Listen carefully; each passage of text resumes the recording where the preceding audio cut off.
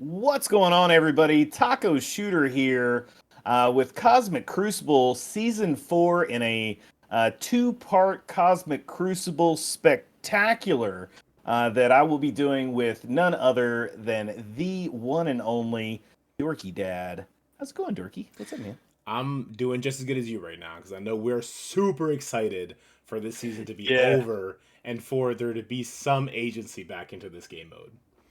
Oh my God, yeah. Season 4 couldn't have gotten here quick enough. It's a shame we never got a season 3, but Yeah, super happy that season 2.5 has come to an end. yeah, that's right. I couldn't agree more. All right. So with that being said, let's get directly into it. First thing first, we've got the global rules coming up, and with those global rules, we've got multiversal warriors. So on offense and defense, new warrior characters gain 10% crit chance and crit damage for each charge on that character. Additionally, when attacking an enemy with blind, they gain regeneration, and then, of course, just the standard on defense, all characters gain additional 20% health and 10% damage. Notably absent from these global rules are any specific team debuffs. Mhm. Gamma is getting their power back, Darkhold getting their power back. And now that by itself is going to be a significant change to what we have to deal with in Cosmic Crucible. What do you think about these global rules? I feel like they're, as far as the specific call out for the new warriors, it is a specific call out, which we're against.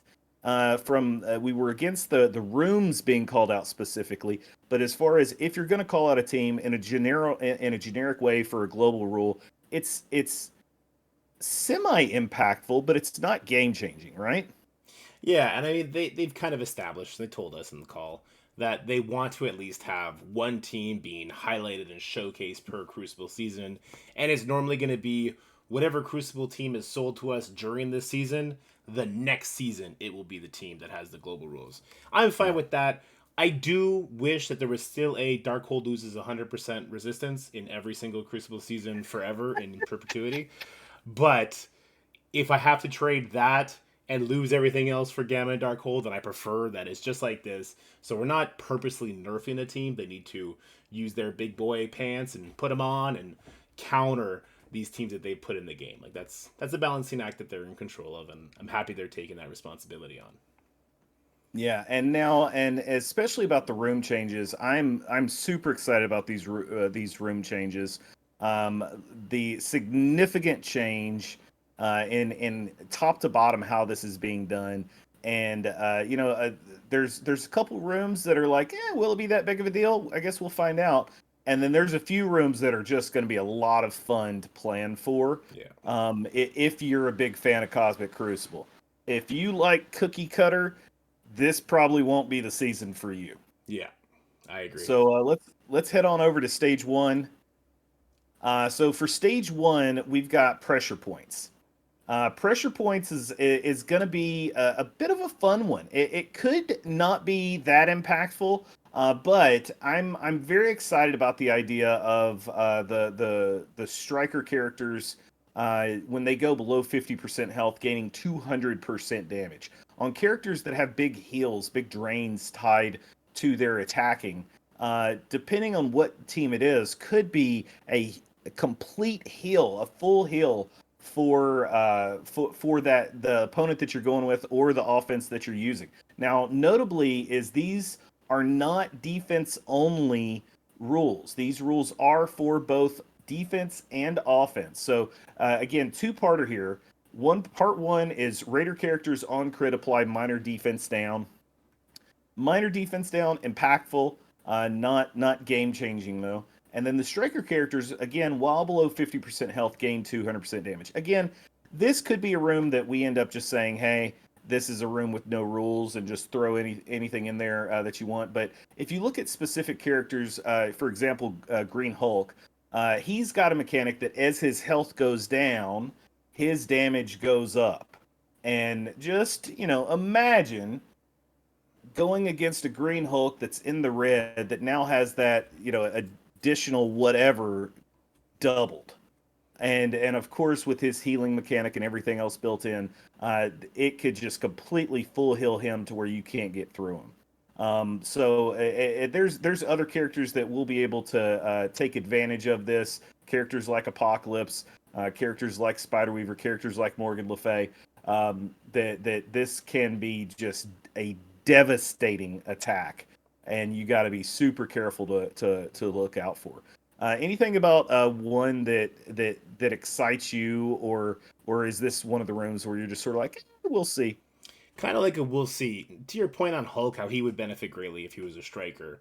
Yeah, A counterpart to Hulk, Raider, Red Hulk, that is. So if Red Hulk is yeah, going to come in, he's going to give you minor defense down on 3 or at least 2 of your characters.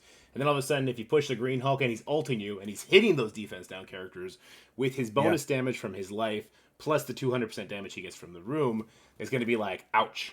Big ouch. yeah, Um, yeah, and I also like that this kind of pushes people away from the safety of Skirmisher, because Skirmisher's not yeah, getting any buffs here. So it kind of incentivizes, to have big cojones, as you were, yeah, which I think is pretty cool. Like you said, the idea of Morgan Le Fay with 200% damage hitting you with her basic with all that drain, and if it's on an ISO attack, like just ripping the soul out of your character with that damage, yeah, does sound kind of scary.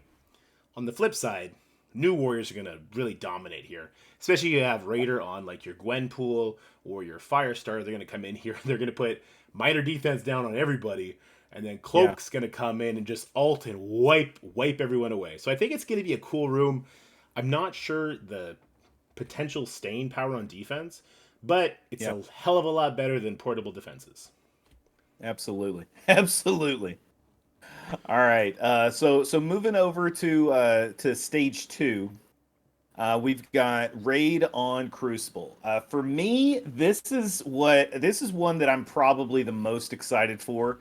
At least initially, the more and more that Dorky and I were talking about this off stream, sort of thinking about how this would work on defense and offense. Room counts as a raid, which basically means Death Seed is going to be just devastating here. Yeah. Another team that's going to be devastating is going to be, of course, our newest raid team, which is the Bifrost team. Yeah. And but the Death Seed in particular is going to be a hard counter to effectively everything. And I just don't know how you can get by it, because again, if you put Bifrost on defense, it's essentially just waiting for the little Lokis to pop on board, Yeah. and Archangel's going to eat the entire team alive. Yeah. Now, granted, they will get speed up as they're getting killed, so we'll see how that works out, and it'll be interesting to see which of the two is effectively better. It's gonna be a lot of fun to figure out.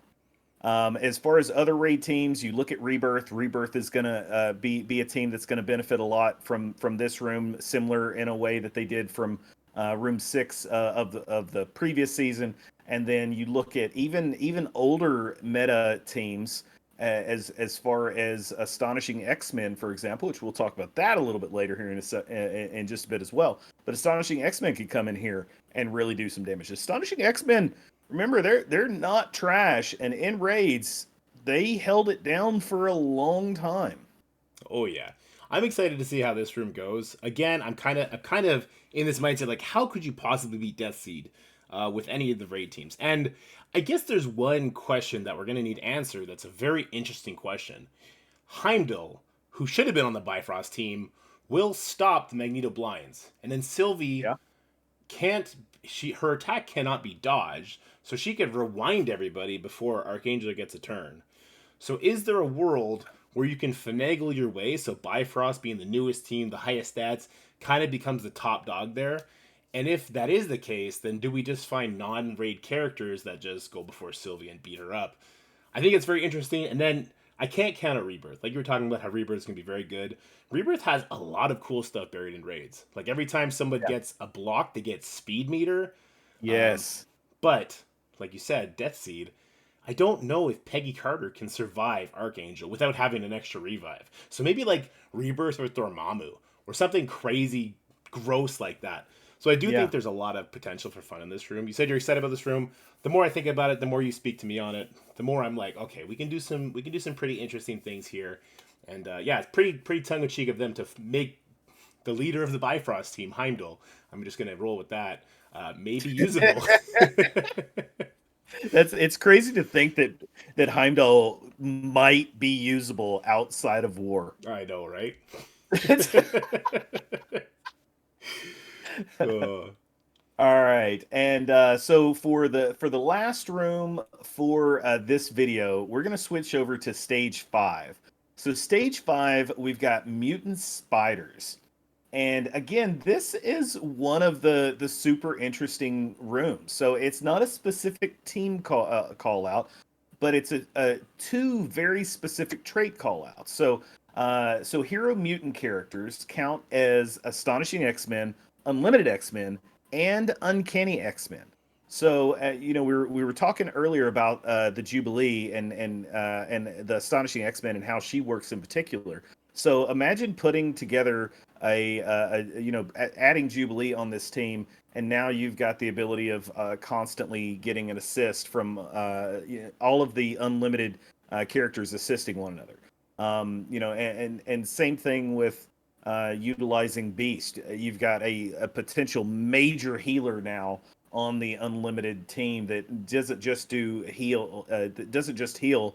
Also has his buff mechanic and his speed up mechanic for when they do go down low, when they drop below 50% or whatever it is.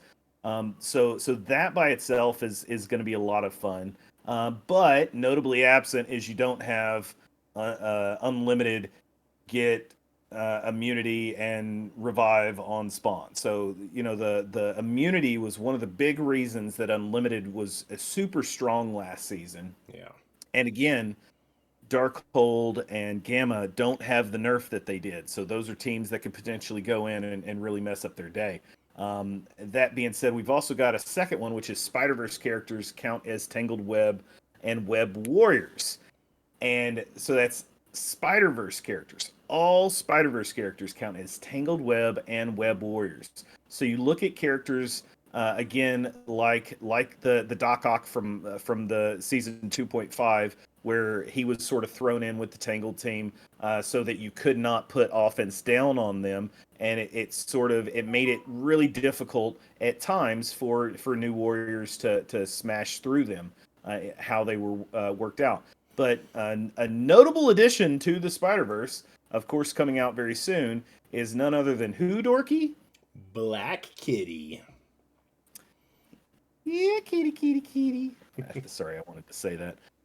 So with Black Cat coming into the game, the newest legendary character is going to have a level of OP-ness and is going that's sort of gross, but we're gonna roll with it. Um, is gonna have an expectation of being that exceptional meta, and is gonna be a character that people still don't really know how to play against. Yeah. Once she drops, especially expect to see her on defense in this room specifically, because people aren't going to know what to do, and people are going to either overestimate or underestimate, and it's going to cause some really wild matches in this room. At least that's my prediction. So we'll see what happens. Anything about this room that has you just super excited? Yeah, I like how they gave us two different options here. Now, this is in the same vein as giving Eternals the Tangled Web tag, except on a much broader spectrum, right? So we're actually gonna have some Yeah. options. Sorry about punching my mic there, everybody. Uh, Yeah, well, and it's not make believe, right? Like it's yes. not saying let's make believe Eternals are Tangled. This saying, all right, let's say all Spider Verse is Tangled. That's believable. All Spider Verse is Web Warriors. All hero mutants. And again, the one thing that I wish was different is I wish it wasn't all hero mutants. I wish it was all mutant Yeah, characters. me too. Me too. But this is, you know what? Baby steps. They'll get there. Yeah, I, I yeah, I yeah. think the This is a great division. start. Yeah, I think the division between the two options is like for the people that are gonna put Tangled Web on defense. Mhm. Well, they don't need the mutant team. I think the Tangled Web team, the Spider Verse team, will be the vastly superior defense team.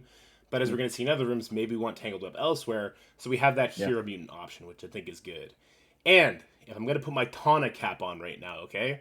Spider Verse could lead into the next tech raid team with some goblin gliders, okay? So we could Yeah. see even more characters released not next patch, but the patch after that, which will be during this season, find their way into Crucible yet again.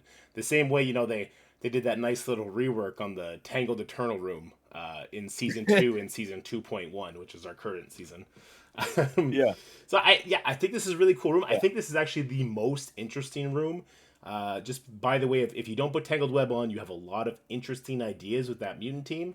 And I Yeah. really, really hope it doesn't become the case where if you don't put Tangled Web on, you might as well put like Darkhold or Gamma here just because they last longer. I hope that's not the case, but I guess we'll find out. Yeah, and honestly, until you said that this very second, it didn't even dawn on me that this is a very specific hero mutant character call out versus a non-specific Spider-Verse character, one of the Mm-hmm. largest trees in the game, Yep. and not labeling it because they could have very easily said hero Spider-Verse character, but they didn't.